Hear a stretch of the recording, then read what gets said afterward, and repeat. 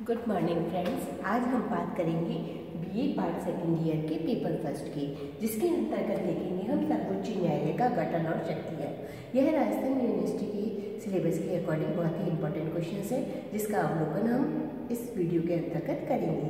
तो फ्रेंड्स, सबसे पहले हम जानते हैं सर्वोच्च न्यायालय का गठन। इसमें संघीय न्यायालयों की व्यवस्था में सर्वोच्च स्तरीय न्यायालय सर्वोच्च न्यायालय कहलाता है। इसकी स्थापना 1789 में न्यायपालिका अधिनियम के द्वारा की गई थी। अब हम देखेंगे इसकी नियुक्ति न्यायाधीशों की जो नियुक्ति है वह राष्ट्रपति करता है, परंतु इन नियुक्ति की पुष्टि सीनेट के द्वारा आवश्यक मानी जाती है। सीनेट इसे रद्द भी कर सकती है।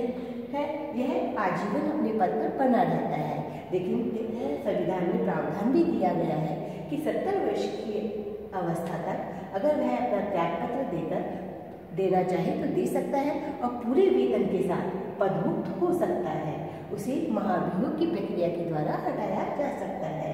इसके वेतन की बात अगर हम करते हैं तो कांग्रेस के द्वारा इसका वेतन निर्धारित होता है। इसमें वृद्धि हो सकती है, कटौती कभी भी नहीं हो सकती है।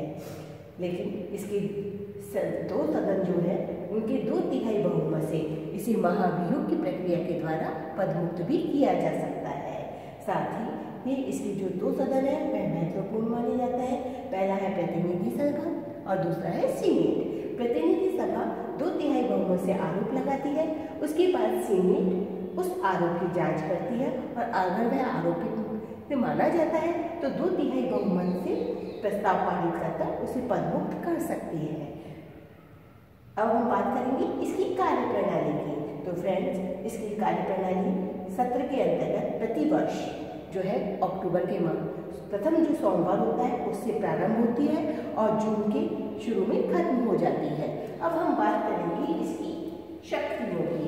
तो फ्रेंड्स, इस तरीके से जो सर्वोच्च न्यायालय है वह अपनी अमेरिका के अंतर्गत सर्वोच्च न्यायालय अपनी महत्वपूर्ण भूमिका निभाया जाता है और अपने कार्यों को संपन्न करता है। अब हम देखेंगे इसकी शक्तियाँ। तो किसकी बात करेंगे अब? इनकी शक्तियों की।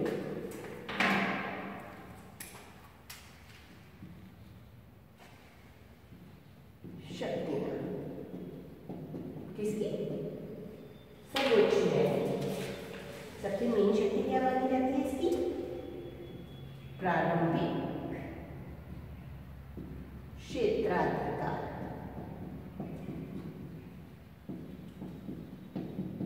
इसके अंतर्गत जो हमारा सर्वोच्च न्यायालय है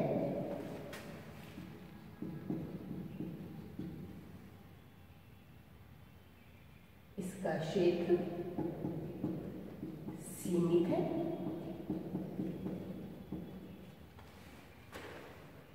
इस संदर्भ में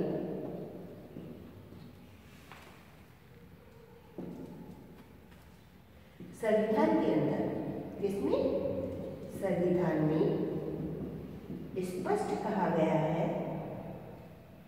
कि इन सब मामलों में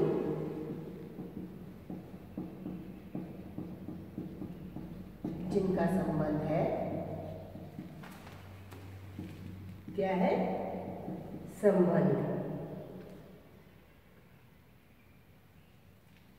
राज्य के मंत्री से व अन्य दौत्य अधिकारी। कौन कौन? राज्य के मंत्री और अन्य अधिकारी। उन मामलों में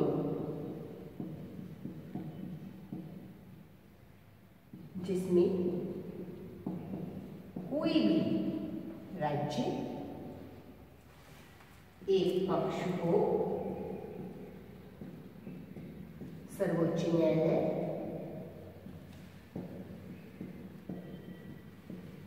का क्षेत्र क्या होगा? प्रारंभिक। इसके अतिरिक्त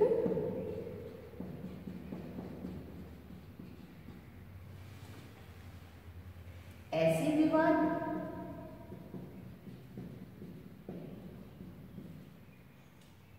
जिसमें संघ और राज्य, दोनों ही क्षेत्र हैं, संघ और राज्य, इनकी मध्य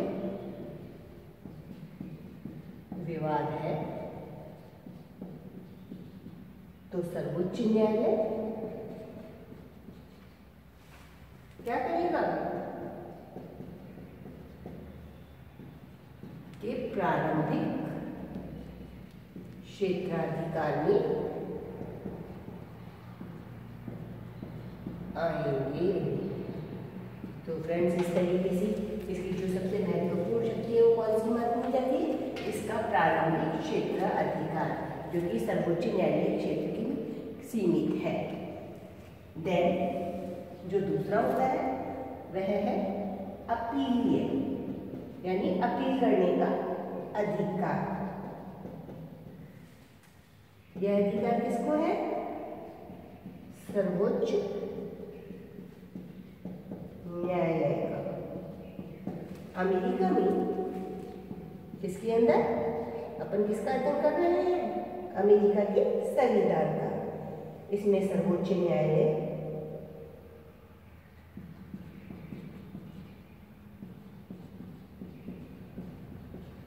में अपील उन सभी मामलों में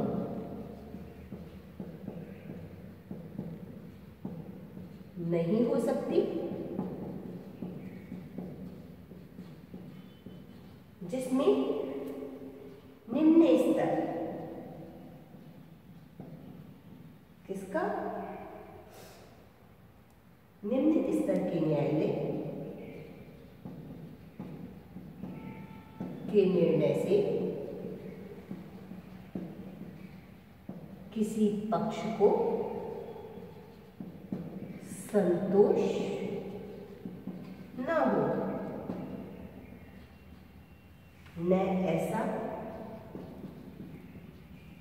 कि राज्य के किसके? राज्य के उच्च न्यायालय के किसके? उच्च न्यायालय के सभी निर्णय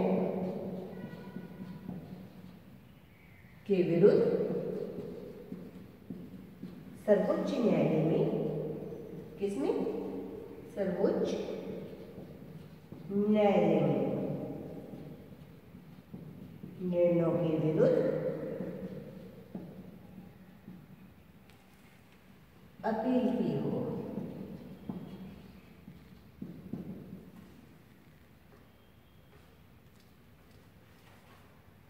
देन नेक्स्ट कौन सा आता है? न्यायिक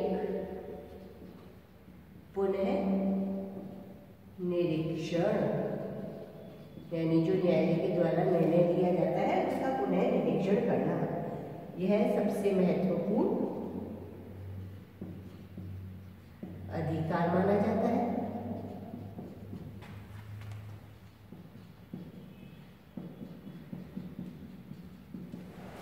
साथ ही सर्वोच्च न्यायालय, हमारा जो सर्वोच्च न्यायालय है, विभिन्न आदेश और परमादेश, दो चीज शामिल है इसके अंतर्गत, आदेश और परमादेश, साथ ही लेख के द्वारा क्या करता है? नागरिकों के मौलिक अधिकार की रक्षा करता है। तो फ्रेंड्स, इस तरीके से हमारे जो सर्वोच्च न्यायालय है इसकी निम्न शक्तियां मानी जाती है। सबसे पहले आती है इसकी प्रारंभिक क्षेत्राधिकार। इसमें सर्वोच्च न्यायालय का क्षेत्र सीमित है। इन संदर्भ में संविधान में स्पष्ट कहा गया है कि सब मामलों में इनका संबंध राज्य के मंत्री से व अन्य दौत्य अधिकारियों से है।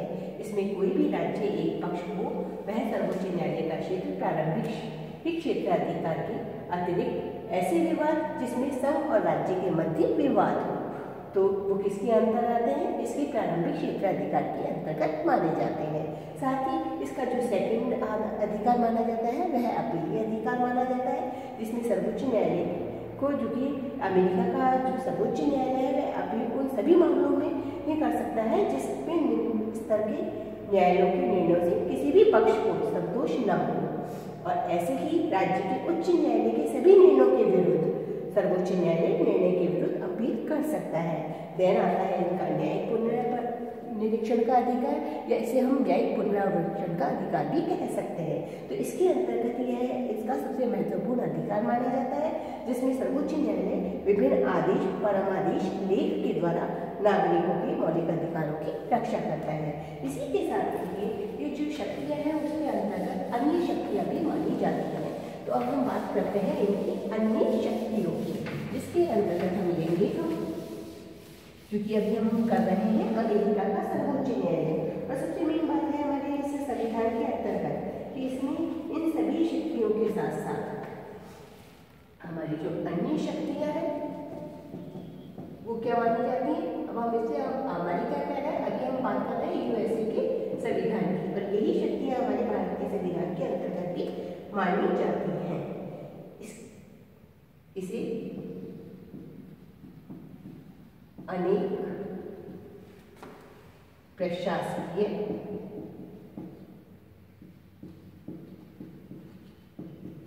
कार्य भी करने होते हैं, यानी प्रशासन से संबंधित सभी कार्य इसके अंतर्गत आते हैं। कर्मचारी से संबंधित कार्य, परामर्श देने का कार्य,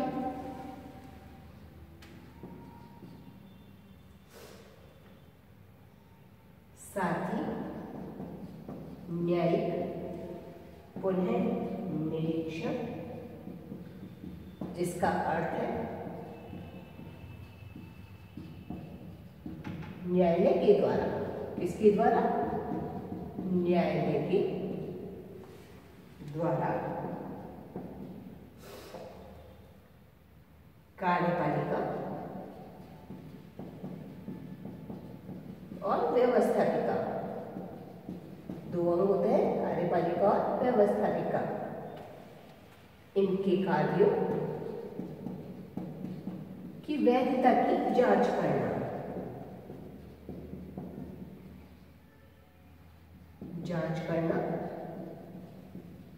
इसका मेन काम माना जाता है। अपने इसी पुनः निरीक्षण के अधिकार का प्रयोग करते हुए जो बाबरी मस्जिद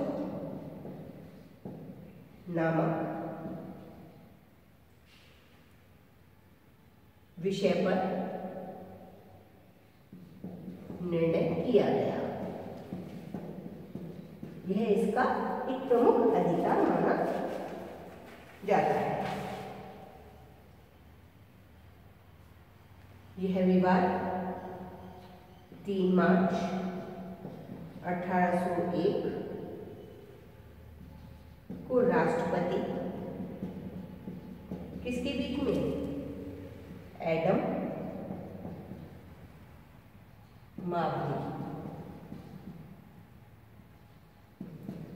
को कोलंबिया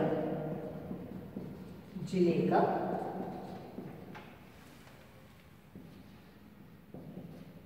शांति न्यायाधीश नियुक्त किया गया।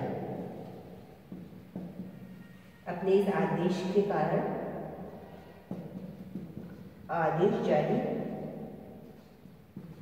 करने के पश्चात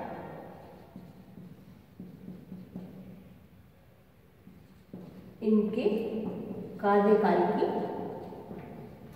अवधि समाप्त हो गई थी।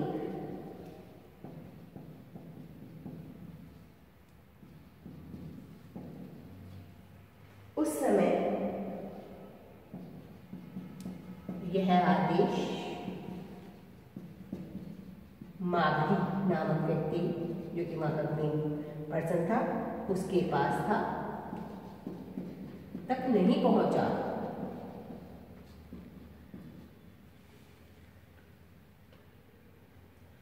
और नए राष्ट्रपति तब कौन से बने थे? जेफरसन ने पद संभाला था। वह मेडिसिन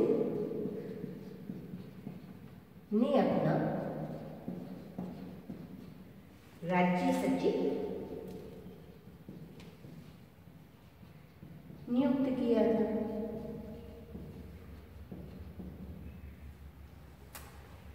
मेडिसन जो ये थे वे मावली के विरोधी थे। कैसे थे? विरोधी। इसलिए इन्होंने राष्ट्रपति एडमंडसन, ये सारी अमेरिका के राष्ट्रपति की बात हो रही है, कि जो आदेश थे को मावली तक नहीं पहुंचाया।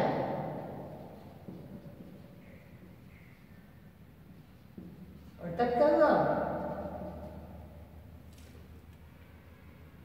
तब मावली ने इसके विरुद्ध क्या किया? सर्वोच्च न्यायालय में महाभियोग लगाया।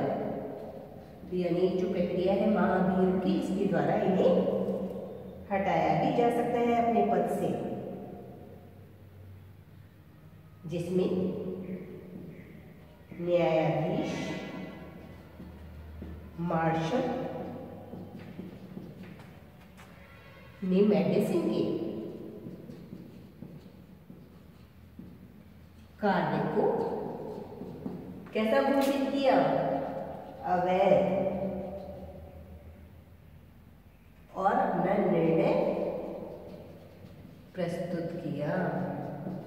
तो फ्रेंड्स, इस तरीके से जो इनकी मेन शक्तियां हैं सर्वोच्च न्यायालय की, वो इस बाबरी नामक व्यक्ति के माध्यम से, जो कि अमेरिका के राष्ट्रपति के रूप में जाने जाते थे, इन्होंने अपनी स्थिति के माध्यम से अपनी पूरी व्यवस्था को अंकित किया और अपनी शासन व्यवस्था में अपने अधिकार को समर्पित किया। यानी यहाँ का जो सर्वोच्च न्यायालय है वह सर्वशक्तिमान है, और जहाँ महाभियोग की प्रक्रिया प्रदान की गई है, यह अपने महाभियोग की प्रक्रिया के माध्यम से अपनी इस प्रक्रिया का प्रयोग करते हुए अपनी व्यवस्था को बनाए रखने का कार्य करते हैं।